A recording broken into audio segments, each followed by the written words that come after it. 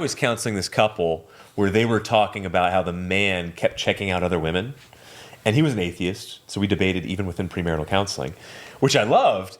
But literally, she would say that he would crane his neck. Oh, that's disrespectful. Totally, and he was trying to rationalize it and say, no, you're able to. I give you time with the dog. I'm the one who goes and works, so I should be allowed to check out other women. That's a weird. That's how you know you have no excuses. Babe, you have a dog. Exactly. Did I not get you a puppy? Right.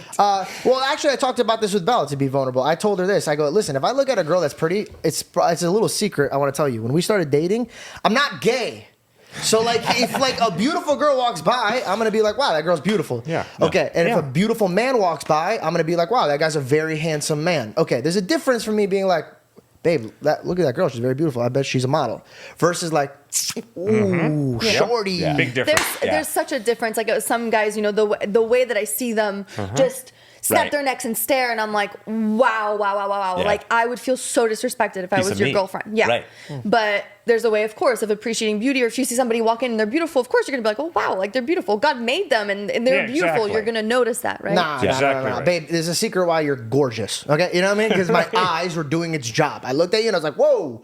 And then that's how we got to know each other, got to meet. Okay, if I'm with my guy friends and he's single and I see a hot girl walk by, I'm going to be like, yo, go talk to her. I'm not going to be like, whoa, dude, hold on, whoa. Only got one chick, dog. I can't look. Because then I'm lying to myself. And I told Belle, I go, Belle, there's so many beautiful women out in the world that I'm going to lay my eyes on. But isn't it more honorable that I could see that there's more beautiful women out there and I want nothing to do with them? I think that's more honorable because it's real. If I'm not going to lie to my God, I ain't lying to you, bro. And if you can't handle the fact that I am going to look, if there's a beautiful girl, there's a difference. There's looking with lust and there's looking with like, oh, wow. Like for example, when I look at Reed, never once do I go, wow, look at that sexy. Actually, that's a lie. He's a very handsome guy. We did merch pics once and he looks like a Zara model. I'm actually going to put that picture up. And he literally just came in for 2 seconds. He was just like, yeah, Reed needs a model. He's such a natural at it. I take that back, Reed. I'm so sorry. You are a model. But yeah, and also I wouldn't get mad if Belle is like, if I'm walking into a store and Belle was shopping and she doesn't know I'm around, and I see her just glancing at a man that's like tall and handsome, I'm not gonna be like, this chick. No, I'm gonna be like, that makes sense. Dude's ripped, he's shredded, he's a good looking dude. Now, there's a difference if she's like, oh, and she's trying to find a reason to talk to him. Like, oh, are you gonna look there? And she's starting small talk, and then you can tell there's meaning behind that. You're looking for attention. Yeah. That to me is different. Everything has to be with intent. But so how did you handle that situation with that couple? What did you tell them? How did you counsel them? I just counseled him. It's just saying that, hey, look, if you're not dedicating your eyes to her, and like George was saying, looking at other women, but bouncing your eyes, I think that bouncing your eyes is so crucial rather than craning your neck. Yeah.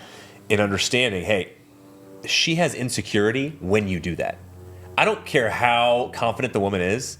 If her husband or boyfriend is always checking other chicks out, that's going to cause insecurity in her life. Yeah. And so trying to communicate that to him, he started to get it, but it was so stinking habitual that he couldn't break out of it. It was literally addiction. So it led to divorce. It's not his fault. It's his surroundings, right? So the father, he always pushes him, hey, go have some fun. Go blah, blah, blah, blah. It's like they start these kids on crack, and then they expect them to, as soon as you find somebody, cut the drugs out. So yes, he loves his wife, and yes, I love Belle, but you can't run away from your issues. The only problem between me and him is he wasn't looking to fix the solution. He was living in his sin and saying, oh no, this is not a problem. I knew it's wrong. I wouldn't want my girl consistently trying to look for a hot guy. That's disrespectful. Yeah. But if a guy comes around in her workplace and she's a good looking guy and her friend's like, wow, look at that guy. He's a tall, good looking guy.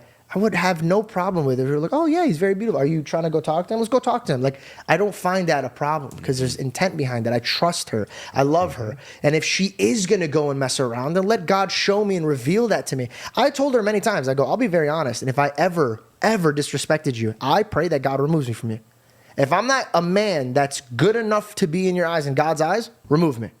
Vice versa. I don't sit around waiting, oh my God, she's on set with some guys like, oh, I hope they're not, or she's on a model, or she's on a trip, or I'm on a trip. Oh, that is so much energy, dude. You can't get back to work.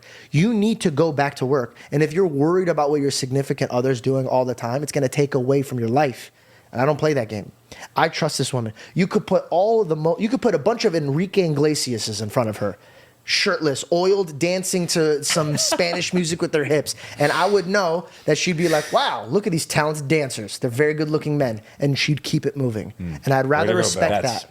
Big. Yeah. Good. That's huge. Yeah. But it's nice when your partner shares that with you, because then you feel secure, and there's no awkwardness or guilt, or, you know what I mean? And I know he's secure in himself, and I know I'm secure in myself. And so we can have, a strong bond. Yeah, yeah, that's true. Like, think about that. Like, I never even thought about it from that point of view. But I think if there's two versions of me, right? If there's, you look at a guy, like, yo, what are you looking at? And then the rest of the day, I'm like, yeah, oh, she was looking at that guy. And then I start a fight over it. I'm all this stuff. But then there's this version of me where I go, dang, that guy's good looking, bro. He's good looking, huh? And we laugh about it, and we go shopping together. And then the rest of the day, we have an amazing day together because we know we're a partnership. There's two different men.